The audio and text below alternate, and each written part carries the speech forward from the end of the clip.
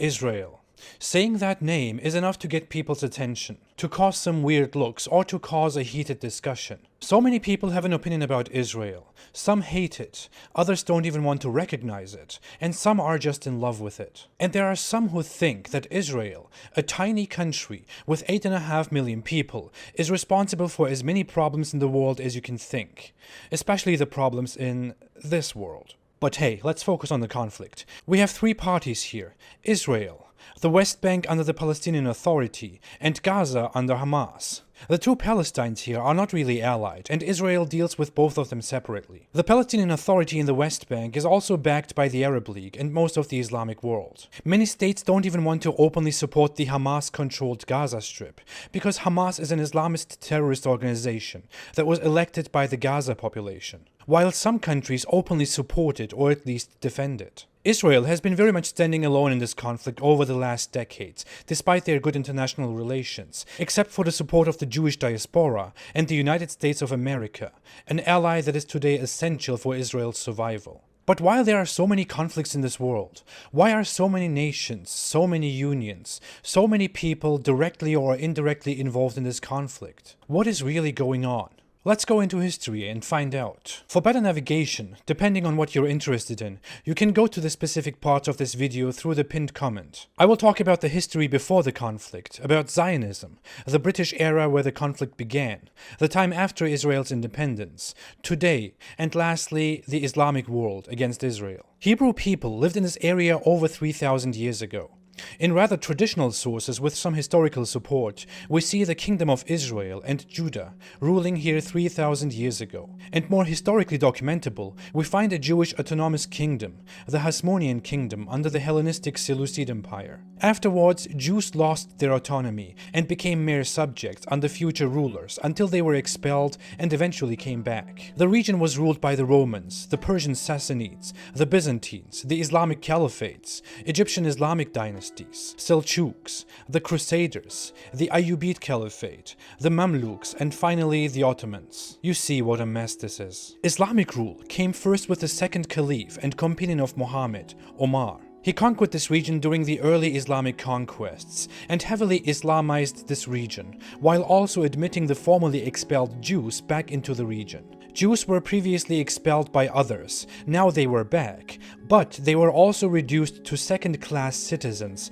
under the Islamic dhimmi system, with major religious restrictions that included bans on Jews entering specific places, holy places for Jews. Jews, like Christians, were also forced to pay protection money and to wear distinct clothing that marked them as Jews, as Jewish infidels, completely in accordance with Islamic law. Jews underwent massive massacres under both Muslim rule and future Crusader rule, and found their peace slowly in the Mamluk Sultanate, and eventually in the Ottoman Empire. In the Ottoman Empire, Jews also became the absolute majority in Jerusalem, and a large minority in the region at the end of the 19th century, through migration and land purchase. But complete religious freedom was never secured, and the Ottoman Empire made heavy restrictions on Jewish immigration. In the late 19th century, an important man, Jewish Austrian journalist and activist Theodor Herzl, published a pamphlet in Germany and Austria called Der Judenstaat, the Jewish state, and formed the modern Zionist movement. In this pamphlet,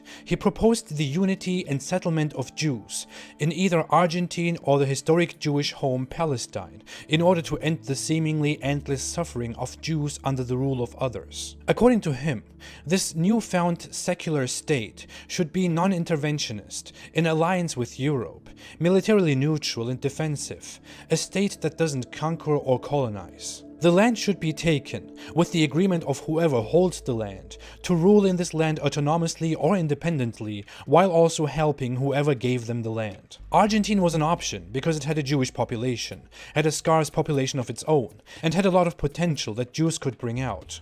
But Palestine was preferred because it was always home to Jews and had religious cultural importance. Herzl thought that the Ottoman Sultan would agree because Jews would bring a boom to the economy. But things changed not long after. World War I broke out. Herzl had died, but his dream lived on, and it was now the British Empire that ruled over this region, not the Ottoman Empire that lost the war. The region was now practically part of the British Crown. Historically, a state or a nation seizes land in war, comes to an agreement or eliminates the previous holder and is then entitled to the land. In this case, the British took control of the region, previously held by the Ottoman Empire, and then started making plans for it. This is where it gets a bit complicated and weird. The Brits made 3 different agreements or promises for this region before and after they captured it. The first promise was to grant this land to Hussein bin Ali, a leader in Arabia who had been invited by the Brits to revolt against the Ottomans for Arab independence. This promise was broken when the Brits gained control over the region by themselves. The second promise was the Balfour Declaration,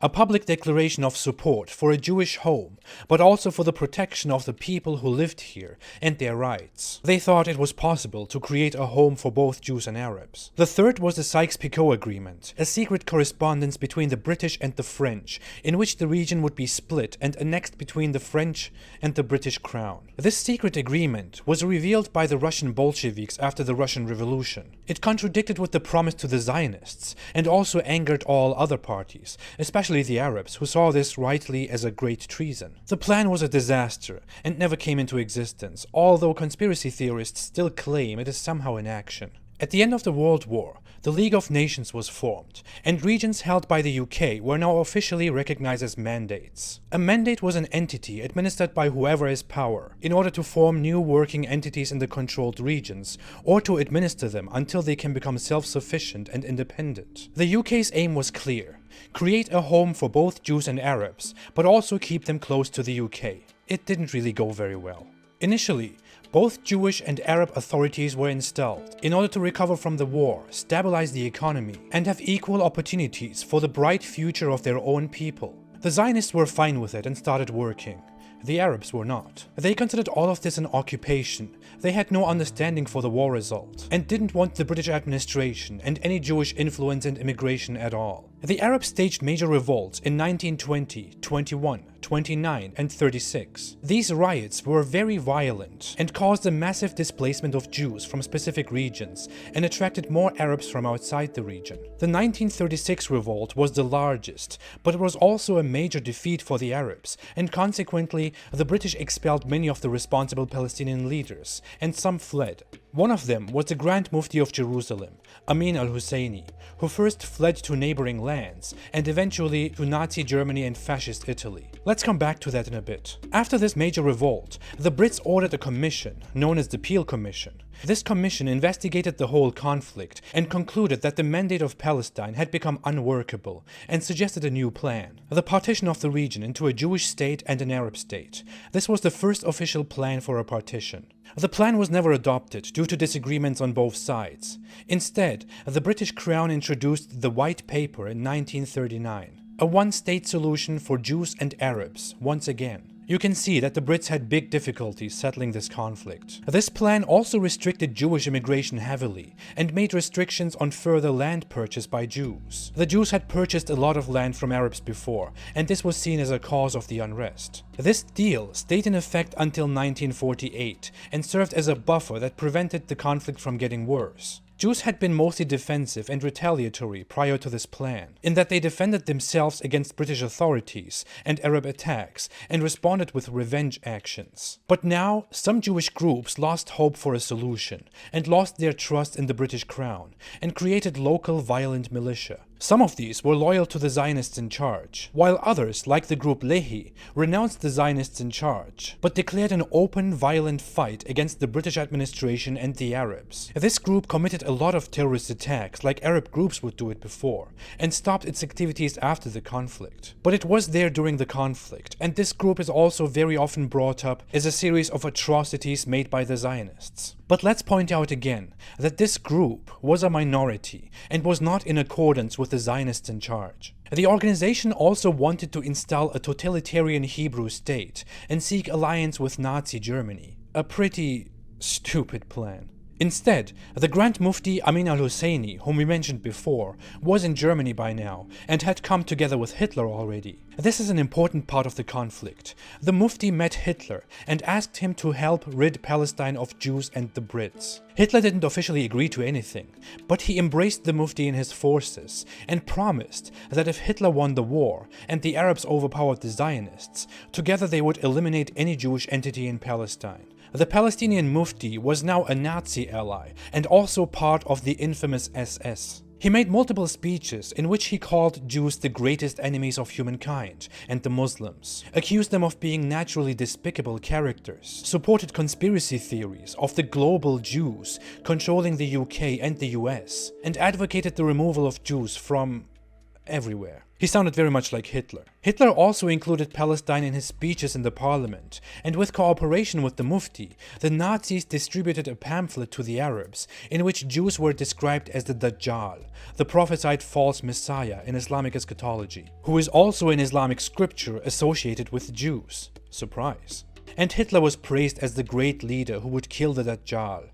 I don't think I have to expand much on that. Gladly, the two Nazis could never fulfill this plan, because Germany lost the war, and Hitler fled to Argentina, where he's still alive today. Just kidding, he's dead. In 1947, the Brits had enough. They wanted to withdraw from Palestine and terminate the mandate. So the United Nations General Assembly made an offer to the local parties, whether they accepted or not, a final offer. The solution was to partition the region into an Arab state, a Jewish state, and an internationally controlled Jerusalem, although Jerusalem was majorly Jewish. The Zionists didn't like it, but agreed. The Arabs had a different plan. The plan was adopted, Britain left, and civil war broke out immediately. The Jews were defensive. They were quick and declared the state of Israel during the civil war. With Israel becoming a state, the civil war turned into a war between nations. The Israeli-Arab War, also known as the Israeli War of Independence. It was now Israel and Israeli minorities against local Arabs, Egypt, Iraq, Jordan, Syria, Saudi Arabia, Yemen, the Muslim Brotherhood, volunteers from other countries, and briefly Lebanon. The problem is that all these Arab parties didn't really cooperate with each other because Egypt, Iraq, Jordan, Syria, and all the others had their own interests in annexing Palestine instead of creating a Palestinian Arab state, a fact that many people today choose to ignore. Israel won the war, and with that, violence and oppression against Jews in the Arab world increased immensely, so that the Jewish exodus from the Arab world happened. In a short time, the vast majority of Jews from Arab countries were expelled or fled to Israel. Israel expelled local Arabs in return. This came to be known as the Palestinian Exodus, still a matter that is discussed today. In this war, Gaza was occupied by Egypt, while Jordan was annexed by the West Bank and East Jerusalem. Israel gained even more land than what was originally assigned, but the supposed Arab Palestine was now owned by neighboring Arab states. The Arab world dug themselves in a hole. This is what Israel had with the partition plan. And this is what they had now. Great job, Arab League. I really want to ask the question now, was this a great plan? Wouldn't it have ended much better for the Arabs if they had agreed to the original plan? Israel had now enough reason to expand its borders, and did that in war. Can they be blamed for this? Diplomatically, rationally, no. Emotionally, yes. After this, peace never really happened. Over the decades, local Palestinian Arabs staged dozens of attacks together with Egypt and Jordan, and never gained anything from that. 18 years later, Egypt caused another war by closing the Straits of Tiran, a sea passage in the south, to Israeli ships. This was, as declared in 1955 by Israel, a war cause. Israel declared war immediately. Syria and Jordan joined on Egypt's side, and Israel won the war in 6 days, which is why the war is known as the 6-Day War. Another great humiliation to the Arab aggressors. As a result, Israel captured Gaza, the Sinai Peninsula, the West Bank, East Jerusalem, and the Golan Heights. Now Israel was even bigger. The Arab League didn't learn from this mistake. They came together after this war and made a historic declaration known as the 3 No's. No peace with Israel, no recognition of Israel, no negotiation with Israel. The Arab world agreed to this and showed that they weren't interested in settling this conflict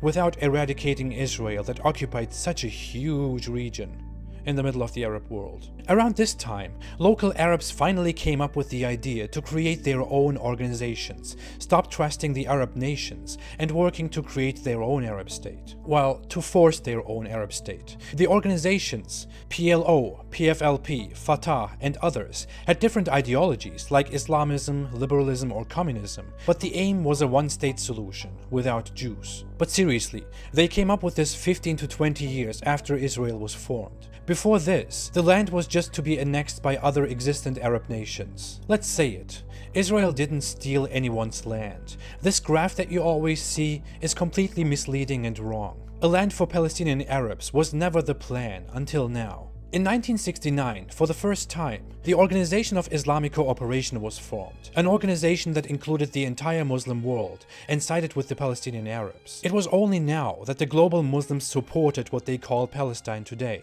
In the 60s and 70s and further on, violent Palestinian organizations committed hundreds of attacks against Israeli citizens and politicians in Israel, the occupied territories, or outside. The most significant attack that attracted international attention was the Munich massacre in 1972, when a group called Black September took the Israeli Olympic team hostage during the 72 Summer Olympics. The terrorists killed the entire Israeli team, then killed a German police officer before they were killed. Our worst fears have been realized tonight. They have now said that there were 11 hostages. 2 were killed in their rooms yesterday morning. 9 were killed at the airport tonight. They're all gone. This era was full of chaos, mass shootings, bombings, stabbings, aircraft hijackings, and so on. In 1973, the Yom Kippur War broke out. This was a surprise attack by Egypt and Syria on Yom Kippur, the holiest day in Judaism. The two nations declared war and attempted to invade Israel, despite heavy disapproval from their big ally, the Soviet Union. Israel won again. Soviet leader Brezhnev, who was an ally to Egypt and Syria, even made a humiliating statement after this war. He said that the Arabs wouldn't listen to reason and were only interested in fighting a hopeless fight. He even said that the Egyptian president called him at night and begged him for help, which Brezhnev refused. Syria and Egypt also committed atrocities against captive Israelis in this war. It was documented and proven that hundreds of Israelis were tortured and killed in captivity. This was a very difficult war. Israel agreed to retreat from the Sinai Peninsula and agreed with Egypt to find a peaceful resolution for Gaza and the West Bank. Israel had occupied these regions before in wars, but never annexed them. Afterwards, Egypt and Israel made peace for the first time and came together for resolutions. This was a problem, however, because the Arab League agreed before that no one could make peace with Israel. The Egyptian president Sadat was assassinated by Islamists for making peace with Israel. In the following decades, the first Intifada was launched, a massive uprising of Palestinian Arabs against Israel in order to crush the Zionists and establish one state, an Arab state. It was extremely bloody and was suppressed. The PLO, led by Yasser Arafat, declared Palestine to be an independent state nevertheless in 1988, without having any territory. The good thing was that this declaration also recognized Israel as a state for the first time after 40 years. Around the same time, an extremist Islamist organization was formed that would become very important later, Hamas. An openly anti-Semitic, anti-Zionist, Islamic fundamentalist organization that would encourage, manage, and commit many terrorist attacks, including suicide bombings, in the following decades. An organization that was almost like ISIS at that time. Hamas also declared in their fundamental covenant that the Jews were behind every war and conflict in history, that the Holocaust was their product, that they provoked the Holocaust for their own interests, and so on. Talking points that are nowadays found among mentally challenged conspiracy theorists. They also made clear that death was holy to them, that their allegiance was to Allah, and that Islam would eventually eradicate Zionism.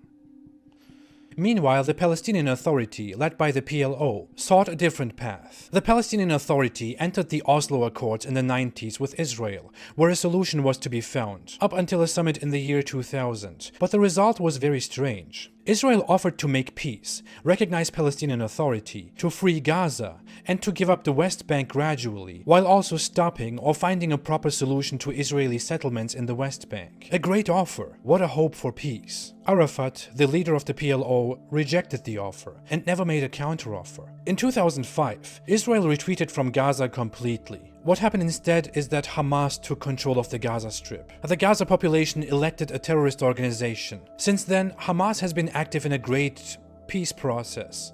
Oh no, wait. Oh, Hamas has been active in firing missiles to Israel, organizing suicide bombings, broadcasting anti-Jewish propaganda on TV, organizing massive riots at the Israel border, sending children to the border, using international funds on military actions, turning UN buildings and schools into military posts, and so on. Occasionally, Hamas attacks Israeli citizens. Then Israel responds by evacuating targets and bombing them. In the media, you can see this as Israel bombed the Gaza Strip. Coming back to the Palestinian Authority in the West Bank, things are much better since Israel built a wall and made hefty military checkpoints in order to prevent further attacks from this side, as they had happened all the time before. But terrorists are still openly praised and celebrated in the streets. Families of dead terrorists are given rewards, and anti-Israel propaganda is everywhere.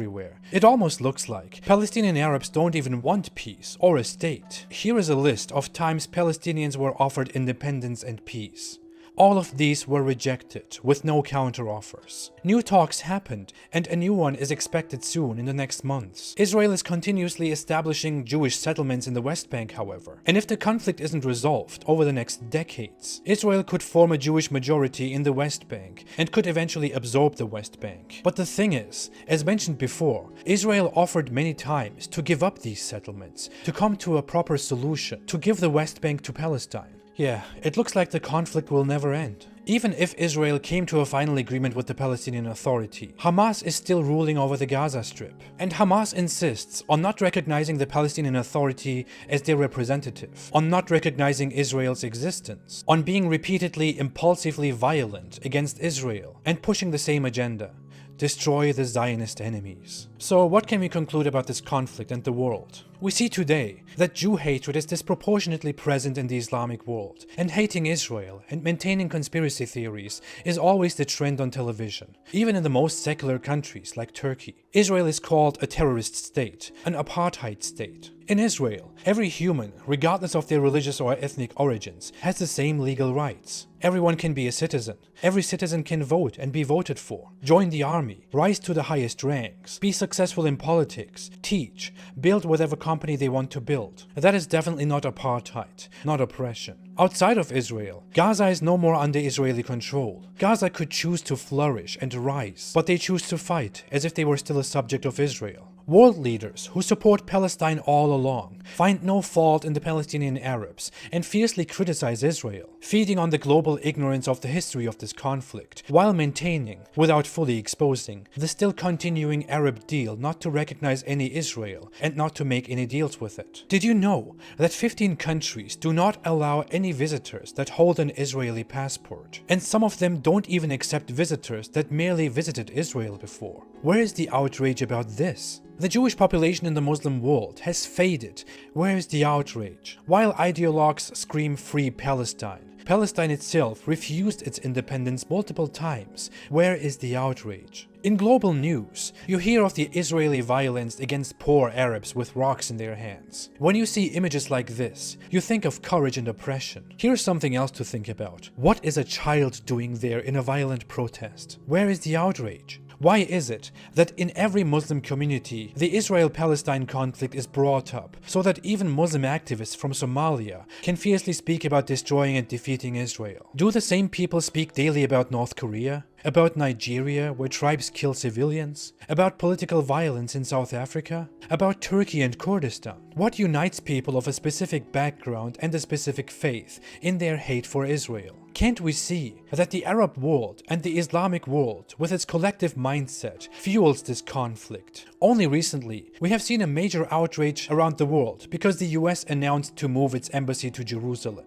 Israel gained the right to do so half a century ago. Why would the US not recognize a majorly Jewish city annexed by Israel as the result of a defensive war as the capital of Israel? Where is the outrage? Oh, the outrage is there, it's just on the wrong side. Can't we see that on one side there is a sovereign state that has spent decades on military, on defense, on controlling borders, but also became a top contributor in science for the world? A country where Arabs have more rights than in the Arab world. While on the other side, we have two territories that contributed nothing to the world and live on donations from the world. Territories where you can't even produce anything of cultural or commercial significance because you have to be busy complaining and protesting all the time and suppressing culture and freedoms and punishing your own people. I'm kind of glad that Israel retreated from Gaza and left Gaza alone. This way everyone can see how such a territory acts. Israel has been standing loyal to the Zionist cause that Theodor Herzl introduced in his ideas of a Jewish state.